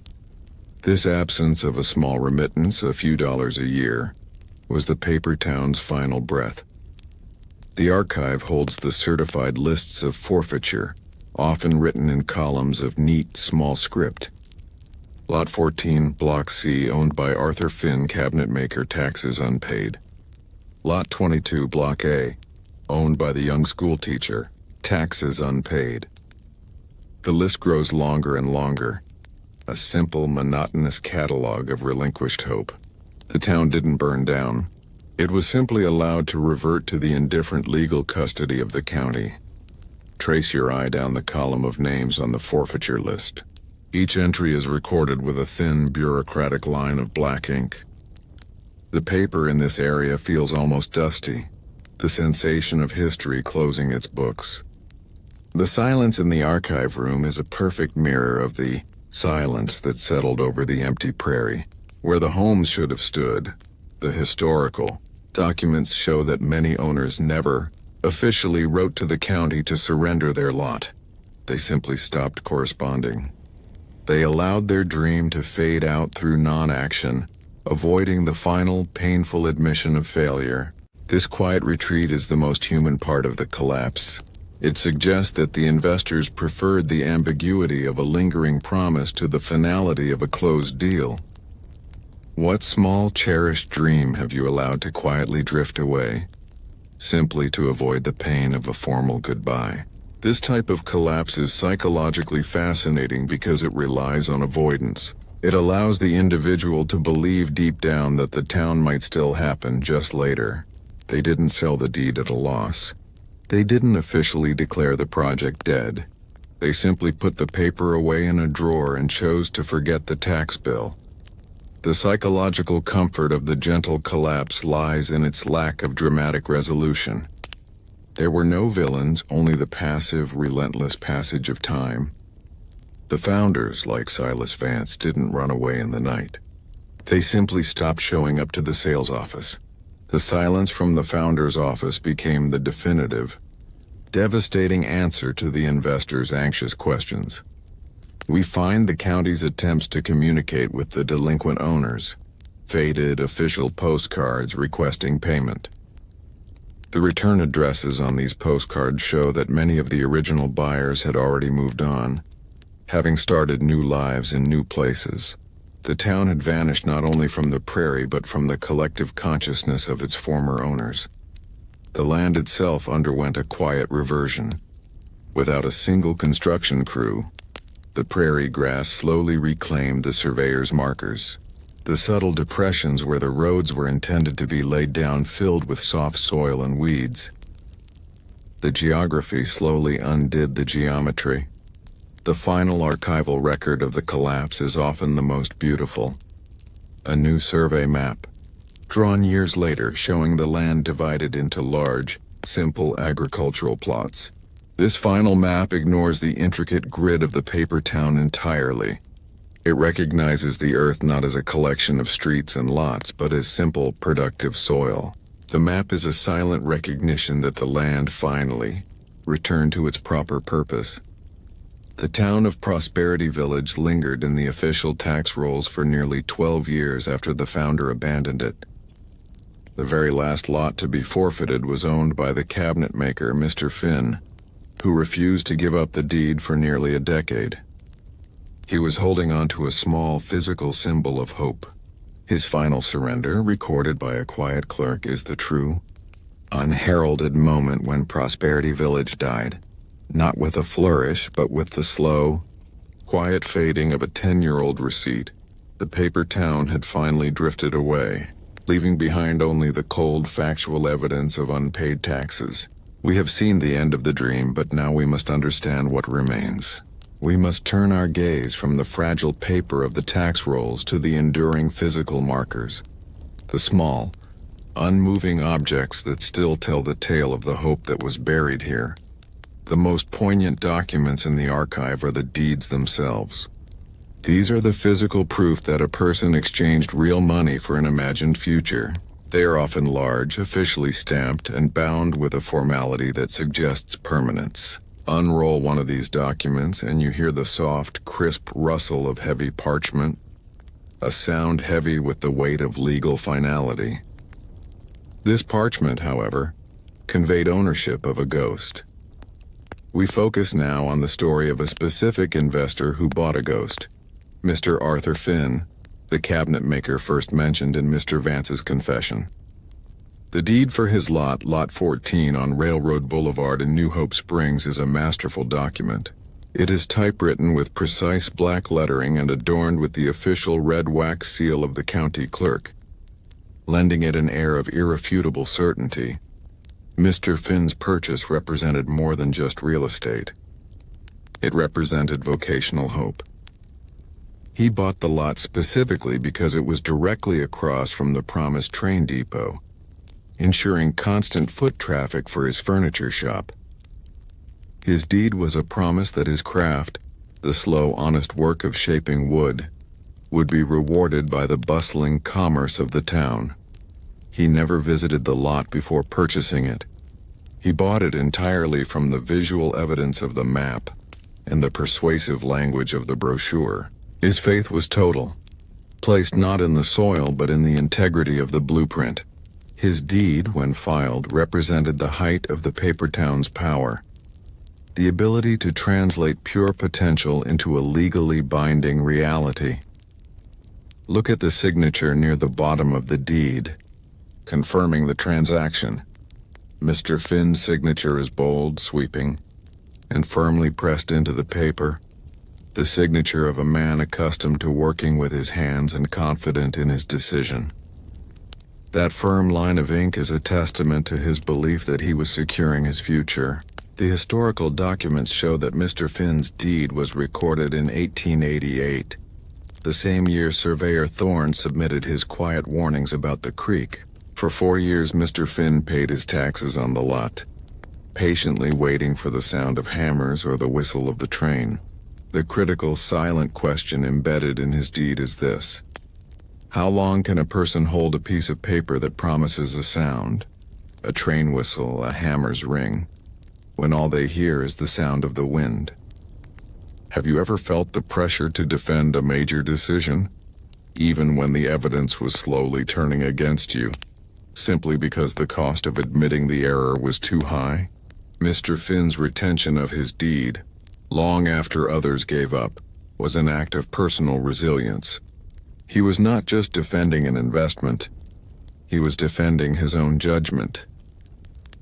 When the final news of the railroad rerouting arrived, Mr. Finn did not immediately forfeit the lot. The archive holds his quiet, handwritten letters to the county clerk, letters that began not with demands but with suggestions. He asked if the town founder might consider building a stagecoach depot instead of a train station. He asked if the founder might organize a collective planting of trees to improve the landscape. He was desperately attempting to use his own limited resources, his ideas, to salvage the vast, failing ambition of the founder. He was trying to will the town into existence through persistent, small-scale participation. The archive reveals that Mr. Finn was the last investor to pay his tax bill for Lot 14. He paid it for 2 extra years after the official collapse, keeping his deed legally current. This quiet, solitary act of financial support is perhaps the most poignant act of hope recorded in the town's history. He was keeping the lights on in a town that had no buildings. This persistent payment turned the deed into something more than a legal document. It became a relic of resistance, a small square piece of paper representing one man's refusal to concede to the silence of the prairie. The only thing he owned in New Hope Springs was the legal right to stand on an empty field and look at a road that led nowhere. The final document is a letter from Mr. Finn's wife, written to the county clerk, politely requesting the tax delinquency forms. Her handwriting is steady, yet the words convey a quiet exhaustion. She wrote that Mr. Finn can no longer spare the few dollars for the dream lot, and we must now focus on the life we actually have. This quiet, practical line is the final true end of the New Hope Springs project. The dream was not ended by the founder or the railroad, but by the domestic necessity of a wife's prudence. Mr. Finn's deed, now marked with the final stark note of forfeiture, is sealed back into the file. We have seen how one small piece of paper can contain years of personal hope and quiet perseverance. To truly appreciate the final visual consequences of this failure, we must now examine the enduring legacy of the line, the subtle, physical marks, the map left upon the quiet earth. The most vulnerable documents in the archive are those tied to the innocence of childhood, the plans for schoolhouses and playgrounds. These fragile blueprints, often stored separately due to their size, carry the quiet weight of unspent potential. They are large sheets of linen paper, sometimes rolled so tightly that they spring open with a quick, soft snap when released, filling the air with the faint, sweet smell of dried starch and hopeful engineering. The plan before us is for the New Hope Springs Consolidated School, District 4. It is a beautiful, detailed drawing showing a sturdy, 2-story wooden building with tall, arched windows designed to flood the classrooms with natural light. The architect prioritized light and air, believing them essential for learning. The paper itself is crisscrossed with light blue and red pencil marks, indicating structural measurements and final adjustments. This building was the emotional anchor of the paper town. Developers understood that families moved not for commerce but for community, and community required a place for children. The schoolhouse was the promise of a future generation, a guarantee that the town was intended to last beyond the initial investments. Without the school, the entire blueprint felt hollow. The drawing includes a detailed plan for the schoolyard. We can see the designated spots for the flagpole, the water pump, and the outhouses. But the most poignant detail is the recreation area, marked with small circles labeled swings and teeter-totters. These small circles are the archive's most powerful symbol of unheard laughter and unplayed games. Look at the fine, delicate lines used to draw the rungs of the imagined swings. The ink here is noticeably softer, less bold than the lines used for the foundation and walls. It suggests a certain hesitant tenderness in the planning, a quiet recognition of the delicate nature of childhood hope. The paper feels almost velvety in its texture, a contrast to the hard reality of the empty lot it describes. The historical documents reveal a curious fact about the schoolhouse plan. The founder, Silas Vance, paid the architect a small bonus specifically for the inclusion of a sundial in the center of the schoolyard.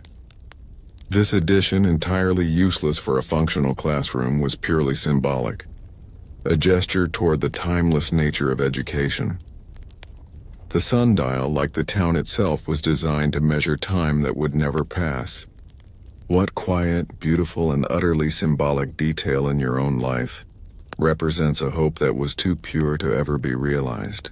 Have you ever felt the weight of promising something to a child, knowing that promise carries a deep, innocent certainty that you cannot risk disappointing? The founder's ambition for the school was imbued with that weight. It wasn't just a building. It was a pledge of security and future opportunity to the children who would have lived there.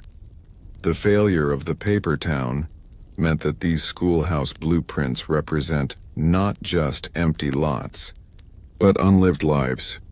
We see the placement of the teacher's desk, facing the neat rows of student chairs. We see the large built-in blackboard. The details create an image of perfect ordered learning, a classroom ready for the sound of lessons, yet destined only for silence. The archive holds one short, heartbreaking letter from a prospective teacher who wrote, excited to accept the position at the new school.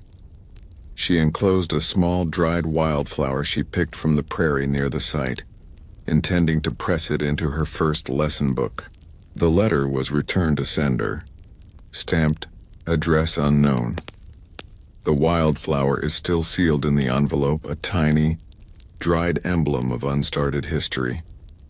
The emptiness of the planned schoolyard is the emotional center of the collapse. A house that remains unbuilt is a personal tragedy. A school that remains unbuilt is a collective failure. The architectural plan is a constant reminder of the community's failure to provide the one thing necessary for its own continuity: the care and education of its young. Imagine the lot today, under a calm, quiet sky. If the school had been built, you would hear the rhythmic creak, creak, creak of the swings, the shouts of children, and the soft, measured ring of the morning bell. Instead, there is only the sound of the wind moving through the tall grass, a gentle, sustained whisper that carries no lessons and no games. The historical documents showed that the architect, frustrated by non-payment, eventually sold the design for the New Hope Springs schoolhouse to a real functioning town several states away. The town used the plan and built the school exactly as designed, complete with the arched windows and the beautiful sundial. This means that the silence of one field is haunted by the sound of children's laughter in another distant place. This gentle displacement of hope is the paper town's final, quiet gift to history. The blueprint is carefully rolled away, securing the image of the tall, empty windows and the silent swing set. We have seen the profound sorrow of the unbuilt school. To understand the wider financial truth behind this failure, we must now move from the emotional cost to the economic reality. The small, honest piece of paper that reveals the quiet value of the land.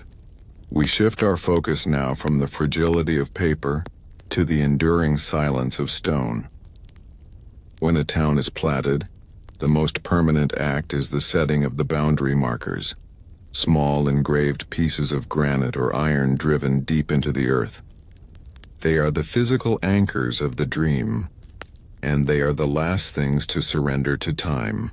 These quiet relics sit in the archive not in drawers, but in a separate collection of physical artifacts carrying the faint, cold scent of damp earth and rust. The boundary marker's job is simple: to prove that the surveyor's line was real. They were placed at the four corners of every block, defining the precise dimensions of future streets and lots. They were intended to be permanent, a guarantee of geometry long after the maps themselves faded. They are unpoetic, functional, and utterly reliable. The true historical irony is that these small stones meant to secure a grand future now serve only to prove the exact location of a colossal failure. They stand or lie buried as silent witnesses to the optimism that created them. They define the perimeter of the ghost. In the archive, we find old black and white photographs of the surveyors setting these markers. The men are often bent double, driving the small monuments into the prairie soil with heavy, dull-sounding wooden mallets. They worked with absolute faith in the necessity of their task, believing they were creating the cornerstones of a lasting civilization. Imagine holding one of these original iron markers in your hand. It is cold and heavy, slightly rough with corrosion, and carries the weight of a century. The number stamped on its top, perhaps BLK3 or C-corn, is still legible, proof of its identity. This small piece of metal, intended to be buried, is one of the few physical objects from the paper town that truly fulfilled its destiny of enduring. The historical documents from New Hope Springs show that the founder, Silas Vance, skimped on almost every expense, except the boundary markers. He insisted on using high-quality granite for the central commercial blocks, believing the durability of the stone would inspire confidence. He understood that durability sells a promise.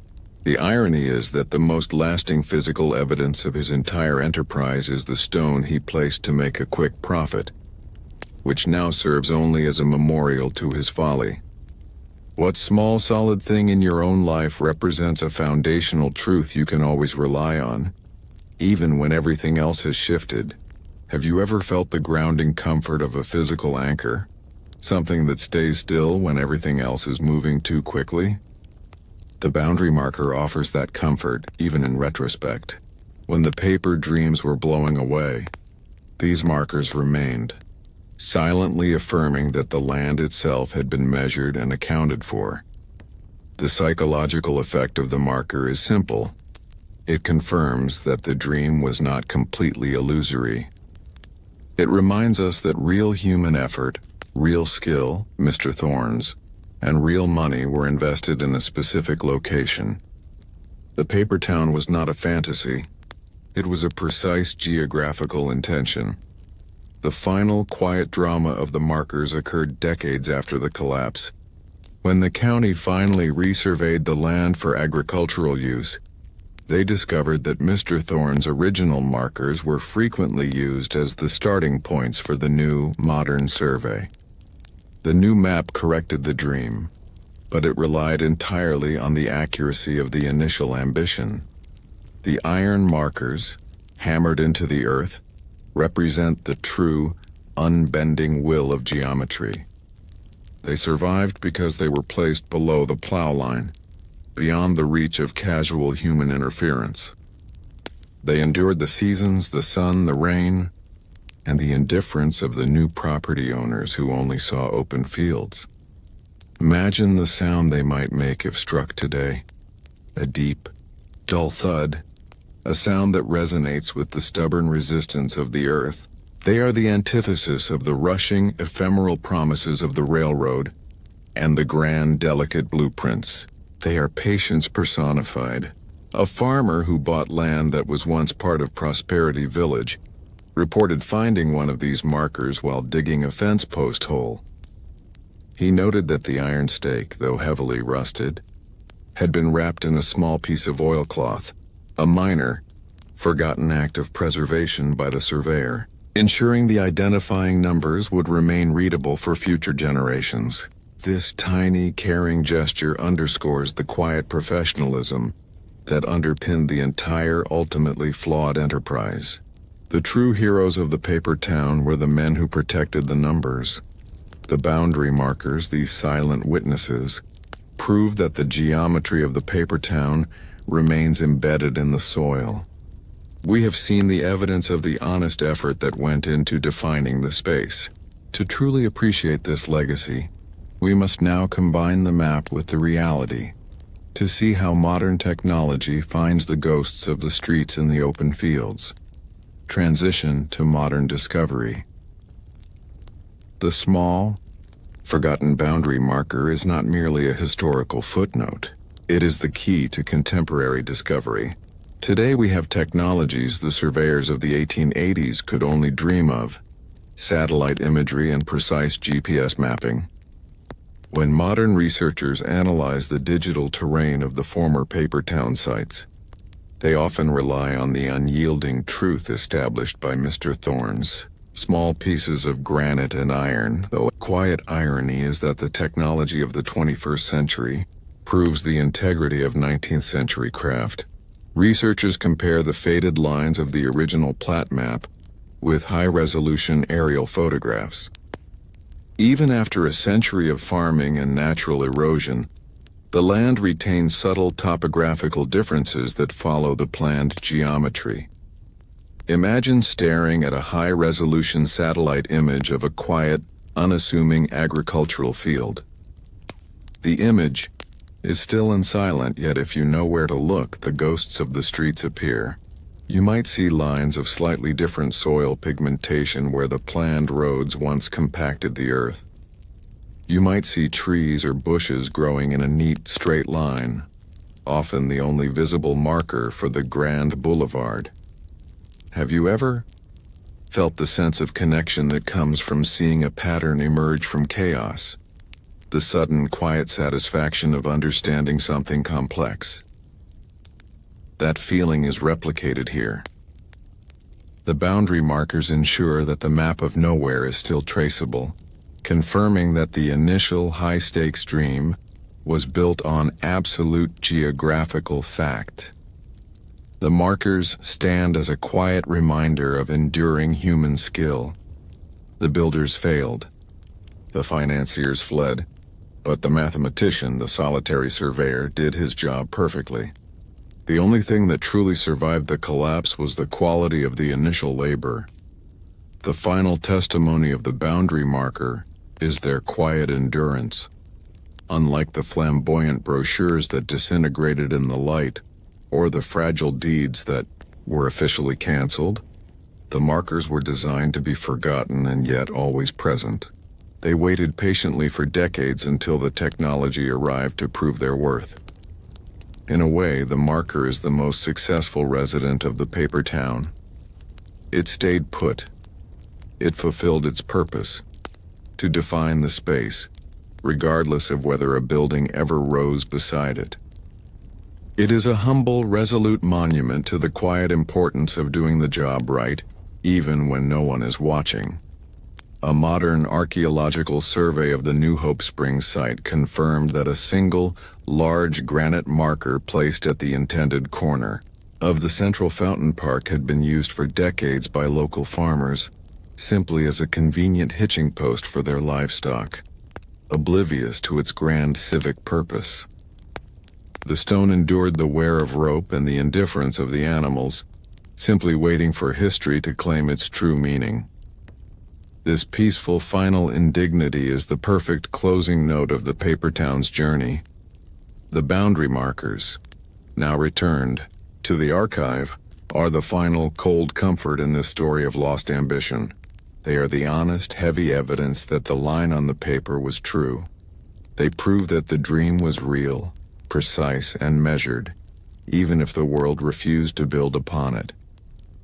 As we conclude our look at the enduring silence of the stone and iron, may the quiet permanence of these markers bring a sense of stability and grounded rest to your mind. May you find comfort in the knowledge that even ambitious failure leaves behind traces of truth. Sleep well. We lift our gaze now from the yellowed papers and the cold boundary markers, looking upward to the quiet, indifferent eye of the satellite. This technology, which measures the Earth from a great distance, provides the final, most satisfying piece of our archival puzzle. It allows us to overlay the precise, ambitious lines of the 19th century plat maps onto the slow, silent reality of the modern wheat field. The feeling is one of vast, comforting historical distance. The paper town, though invisible from the ground, is often clearly visible from the sky. This is due to a phenomenon called crop marking. The ground that was once intended for streets, sidewalks, and foundations was inevitably disturbed. It was either compacted by surveyors' boots and wagon wheels, or slightly elevated by the removal of topsoil. These small century-old differences in the density and composition of the soil subtly affect the growth of the crops today. The wheat that grows over the former streets, for instance, might be slightly shorter, drier, and lighter in color because the soil beneath is more compacted. The crops that grow over the planned parks and garden lots might be a slightly richer, darker green due to deeper, less disturbed soil. When viewed from above, especially during certain times of the year, the early growth stage or the late harvest, this difference creates a ghostly grid. The planned city, which failed to materialize in wood and brick, appears instead in subtle variations of green and gold. Imagine looking down upon the site of New Hope Springs. The vast rectangular field seems to shimmer gently in the sunlight. You can almost feel the slight texture of the different shades of crop, the rougher, duller growth where Railroad Boulevard was intended, and the softer, lush patches where the private gardens were meant to bloom. The overall image is one of stillness and repose. Microhook 500 words. This quiet, botanical persistence is the final testimony to the surveyor's original, precise work. The land remembers where the lines were drawn. The irony is gentle. The founders invested in maps and materials, but the actual preservation of their geometry was handled by the humble prairie grass and the indifferent wheat crop. What unseen natural forces are quietly preserving the memory of your own past efforts? Have you ever felt the sense of profound satisfaction that comes from seeing a hidden pattern revealed? The satellite view offers this feeling in a calming, historical way. It is the final confirmation that the investor's money bought more than nothing. It bought a trace. The dream was not a hallucination. It was a physical imposition on the land that the land has never entirely shaken off. The psychological impact of seeing these ghost streets is one of quiet vindication. The map was not a lie. The circumstances simply prevented the buildings from filling the designated spaces. The grid itself remains a visual echo of human intention, a testament to the persistent desire for order. We find modern aerial images of Prosperity Village taken during a particularly dry summer. The wide, ambitious path of the Grand Boulevard is clearly visible as a pale, bleached strip running straight across the field. The farmer who owns the land today is likely unaware of its grand, unbuilt past, yet he plows his rows to subtly accommodate the invisible, historical street. The lines are not solid, but suggestive. They are not roads, but historical scars left by ambition. The faint grid lines of the phantom streets run for miles, connecting corners that hold no buildings, crossing intersections where no one has stopped for over a century. The silent city hall lot, which failed to attract a single politician, now reveals itself as a square of unusually thick, dense vegetation, the last small consequence of the deep foundation that was almost dug. The beauty of the satellite view lies in its vast, emotionless objectivity. It simply records the facts of the land. It does not judge the founder's ambition or pity the investor's loss. It only proves, with unwavering digital accuracy, that the lines Mr. Thorne drew are still subtly shaping the way the light and water fall across the prairie today. A geological survey of a paper town site in Kansas revealed that the compacted ground of the anticipated railroad boulevard, the key line that was never laid, is still so dense that it affects the underground movement of water, creating a small, straight line of artificially high water table that precisely follows the ghost of the track. The spectral train, though silent, still influences the flow of the land. This quiet, powerful hydrological effect is the final, enduring victory of the blueprint. The modern satellite view provides us with the final, peaceful image of the paper town, a town that exists as a quiet, geometric stain on the earth. We have seen the evidence of the streets in the fields. To conclude our story, we must now move to the final reflective insight that ties the whole narrative together. The gentle, reassuring realization of what was built after all. As the journey through the maps and ledgers nears its end, a final calming question hangs in the stillness of the archive air. If the paper towns never became brick and mortar, what then was built after all? The paper is quiet now, the files sealed, leaving behind only the lingering earthy scent of dry dust and contained secrets. This realization offers a sense of gentle resolution. We have focused on absence, the absence of the train whistle, the silence of the schoolyard, the emptiness of the city hall steps. But absence is often the necessary space for unseen creation. The paper town, in its beautiful failure, succeeded in building something entirely unexpected, a perfect, contained historical record of pure human intention. Look back at the first plat map, that precise grid of hopeful lines. It is a record of a moment when collective thought believed it could achieve perfection. This intent, captured in indelible ink, is something far more resilient than brick. Bricks crumble, but the mathematical certainty of the plat map remains unassailable. The true legacy of the paper town is the creation of a perfect story, a narrative, arc of genesis, aspiration, and gentle retreat, contained entirely on paper. Because the town never became real, its idealized form could never be corrupted by petty governance, bad weather, or human conflict. It is a town preserved forever in its unblemished potential. Imagine placing your hand over the stack of deeds, blueprints, and ledgers. They are cool and dense, holding the quiet energy of a collective memory. The physical weight of these documents is the actual, tangible mass of the town that was built. The reality of the paper is the final, undeniable structure. The historical documents reveal that the failed towns often became legends among the local agricultural communities, folklore passed down through generations. Farmers knew the field not just as Lot 40 but as Vance's Folly or Railroad Boulevard. The town was built not with wood, but with quiet, enduring narratives. What stories do you carry? The ones that are more real to you than the actual facts. Have you ever found comfort in the idea that effort, even if unsuccessful, is never truly wasted? That is the quiet realization offered by the archive. The massive effort of Mr. Thorne, the surveyor, was not wasted. It ensured that the ghost streets are traceable in the modern satellite view. The ambition of Mr. Vance was not wasted. It generated beautiful, detailed architectural plans that were later used to build functional schools elsewhere.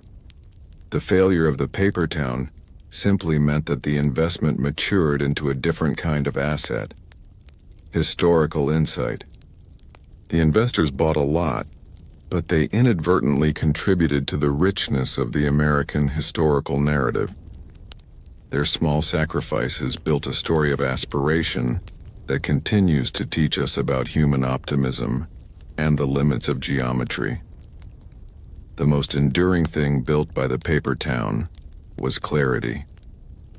The town's failure proved definitively the absolute necessity of fundamentals: drainage, existing infrastructure, and community buy-in. It built a cautionary tale that future successful developers quietly heeded. The archive, in this sense, built a valuable quiet lesson. The final structure built was the integrity of the documentation.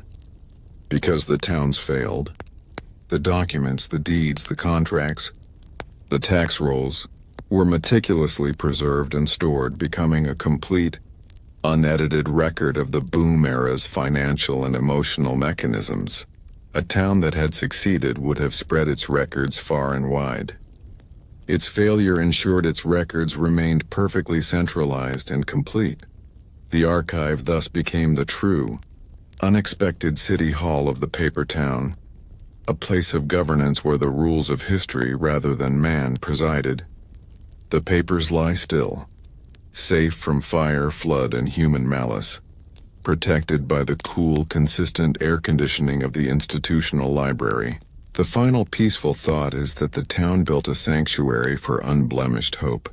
The schoolhouse remains beautiful because it was never exposed to the wear of children's shoes or the disappointment of difficult lessons. The city hall remains incorruptible because no politician ever sat in the mayor's office. The town is perfect because it exists only in the realm of the ideal. The paper in its stillness is a protective sheath around a dream. We have reached the quiet heart of the archive, understanding that the paper town built not a city, but a legacy of longing and precision. We now seal the final documents, leaving the ghost town to its perfect eternal rest. The only task remaining is the final soothing reflection on the archive's enduring comfort. We have closed the heavy ledger and rolled the final map. The journey through the ghost town is complete, and a profound sense of stillness settles over the archive. The air is cool, and the only sound is the nearly silent hiss of the ventilation system, a sound of safety and preservation. We end our time here not with a feeling of historical failure, but with the archive's enduring comfort, the quiet realization that the maps themselves are not records of loss, but perfect documents of human hope. Think back to the first moment we saw the plat map, a simple grid drawn in precise ink. That map was created at a time of enormous, uncomplicated faith. The people who drew it and the people who bought into it believed fundamentally that their effort, their money, and their good intentions were enough to conquer the wilderness and build a thriving community. The failure of the paper town simply proves that nature is complex, not that hope is foolish. The maps are now preserved in the ideal conditions of the archive, shielded from the very forces, the rain, the wind, the indifference of the creek, that destroyed the dream on the prairie. Here, in the stillness, the promise is finally safe. The archive grants a rare gift: clarity through distance. When the investors were in the midst of the collapse, they felt pain and embarrassment. But now, a century later, we can view their efforts with a quiet, reflective tenderness. We see the bravery in Mr. Finn's persistent tax payments, and the integrity in Mr. Thorne's accurate, ignored numbers. The archive has purified the history, leaving behind only the most essential human elements. Imagine the cool, polished wood of the archive table beneath your hand. It is a solid, unmoving presence, a contrast to the shifting soil of the prairie. The light here is subdued and constant, protecting the old ink from fading. This environment is the final, perfect home for the maps of human hope, a sanctuary built for endurance. The historical documents from all the paper towns share one common thread. They all assume an unquestioning belief in progress. They never account for failure, only delay. This shared, beautiful certainty that tomorrow must be better than today is the true spirit of the entire era. What great shared belief in our own time will the archive preserve a century from now as a perfect, poignant example of pure, unblemished hope? Have you ever felt the soothing power of knowing that your aspirations, even if they changed course, still mattered? The archive offers this psychological solace. It confirms that the cabinet maker's dream of his shop on Railroad Boulevard was real and documented, even if the shop never opened. The dream was not erased. It was filed. The final gentle comfort is that the ghost town is complete. Unlike real messy cities that continually change, grow ugly, or decay, the paper town remains in its idealized final state. It is a perfect, enduring monument to the potential of the human spirit, a map of what we could have been. The maps now lie flat, the creases smoothed by time and careful handling. They have surrendered their ambition and accepted their destiny as documents of insight. They teach us to respect the small, unglamorous facts, the surveyor's precise measurements, the clerk's meticulous records that ultimately hold more truth than the grandest promises. The final sounds of this historical journey are soft and comforting. The quiet turning of the page, the gentle click of the latch on the storage drawer.